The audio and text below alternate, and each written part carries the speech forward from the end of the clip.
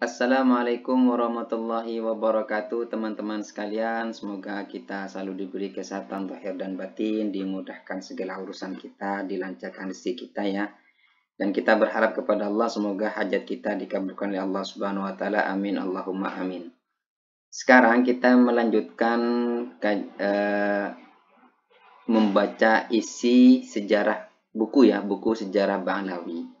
Dari konflik dengan Al-Irsyad hingga keluarga Wali Songo. Sekarang kita ada di bagian ini teman-teman.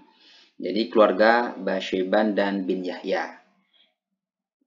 Kami merasa perlu membedakan dua keluarga ini dulu sebelum melanjutkan. Karena generasi awal kedua keluarga ini jelas-jelas telah mempribumi, berguru pada ulama pribumi, menikah dengan pribumi, dan bertradisi pribumi. Basyeban sendiri, selain ada versi Ba'alawi, ada juga versi Al-Idrisi Al-Hasani. Versi yang manapun yang benar, yang pasti Basyeban itu mempribumi dan kebanyakan tidak mau dipanggil Habib. Bahkan sebagian mereka memiliki panggilan sendiri seperti Mas di Sidoresmo, Surabaya.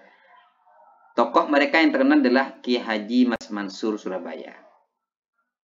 Sebagian rumpun Basyeban Indonesia telah mendapatkan pengakuan dari Robithah Alawiyah. Bahkan sebagian dari rumpun itu ada yang telah mendapatkan buku nasab dari Robithah Alawiyah. Namun, pada umumnya mereka tidak mau mendaftarkan untuk mendapatkan buku nasab walaupun Robithah Alawiyah siap memberikannya. Ki Haji Mas Yusuf Muhajir Sidoresmo bercerita bahwa ketika Robithah Alawiyah mengirim 100 blanko formulir agar diisi oleh keluarga Basyeban Sidoresmo, yang mengisi hanya belasan orang saja, yang lain tidak mau. Bahkan ada salah seorang dari mereka bertanya pada orang yang membagikan blanko itu, apakah buku nasab itu bisa digadaikan di bank? Ini menarik ya. Ini ya tentu saja semua orang tertawa. Ya. Orang itu pun kemudian berkata, kalau tidak bisa digadaikan saya tidak mau. Ya. Ada juga yang bertanya, apakah dengan buku nasab itu bisa dapat diskon di Indomaret? Ya?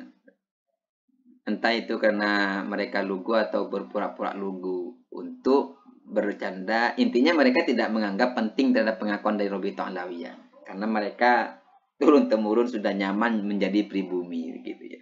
Jadi kayak beda lah ya teman-teman ya. Jadi lebih enak menjadi pribumi seperti itu mungkin ya. Nggak perlu ada pengakuan gitu, nggak penting seperti itu. Adapun keluarga bin Yahya dari awal mereka dikenal sebagai keluarga elit, ya, keluarga intelektual atau pengusaha. Misalnya Habib Awad bin Yahya yang datang ke Jawa dan langsung dekat dengan menikah dan keluarga Adipati. Adipati ini dikenal dengan keluarga Kiai Bustaman sehingga anak cucu Habib Awad banyak yang menggunakan nama Bustaman sebagai nama belakangnya demi untuk menunjukkan bahwa mereka benar-benar hendak mempribumi. Misalnya cucu beliau yang bernama Raden Saleh Bustaman, pelukis terkenal di zaman Belanda. Masuk kepada bab mengenai Wali Songo termasuk Ba'alawi. Apakah Wali Songo termasuk Ba'alawi? Nah ini ya. Hingga beberapa tahun terakhir, nasab Wali Songo yang diyakini oleh kebanyakan orang Indonesia adalah versi Ba'alawi, yaitu dari marga Asmadha. Hal itu tidak lain karena umat Islam Indonesia sangat mempercayai Ba'alawi. Apalagi mereka memiliki lembaga nasab katanya paling soheh dan paling ketat di dunia. Oh, menarik ini ya. Sebab Wali Songo versi Ba'alawi ini bermuara pada nama Jamaluddin Husin atau Syekh Jumadil Kubro. Hingga beberapa tahun terakhir ini, keluarga Ketuan Wali Songo juga banyak yang mempercayai versi Ba'alawi. Walaupun sebenarnya ada versi lain tentang nasab Syekh Jumadil Kubro, yaitu bersambung kepada Imam Husain melalui Imam Musa Al-Kadzim. Demikian juga dengan nasab Sunan Giri dan Sunan Kudus yang menurut salah satu kitab nasab Ba'alawi adalah bersambung pada Syekh Jumadil Kubro. Padahal menurut manuskrip lain, nasab beliau bersambung kepada Syekh Abdul Qadir Al-Jilani. Mereka keturunan Syekh Jumadil Kubro melalui garis ibu. Selama ini, versi selain Ba'alawi dianggap lemah karena orang-orang lebih percaya pada pernyataan kalangan Ba'alawi, hingga kemudian tersambunglah sebagian keluarga Wali Songo dengan Nakoba Ashraf Maroko, Uzbekistan, Mesir, dan Turki, di mana ternyata catatan nasab Syekh Kubra itu bersambung kepada Imam Musa Al-Kadzim. Itu ada Naqoba Ashraf Uzbekistan, sedangkan catatan nasab Sunan Giri dan Sunan Kudus yang ke Al-Jilani adalah Naqoba Ashraf Maroko. Ketika di Arab banyak ashraf yang melakukan tes DNA untuk mendukung catatan nasab mereka, maka dari keluarga Wali Songo pun ada yang melakukan tes DNA. Dan ternyata memang tidak memiliki kode yang sama dengan Ba'alawi. Tapi mereka memiliki kode yang sama dengan Bani Hashim. Sehingga perpindahan sebagian keluarga Wali Songo pada catatan versi Uzbekistan dan Maroko itu bukan semata karena hasil tes DNA, tidak ya.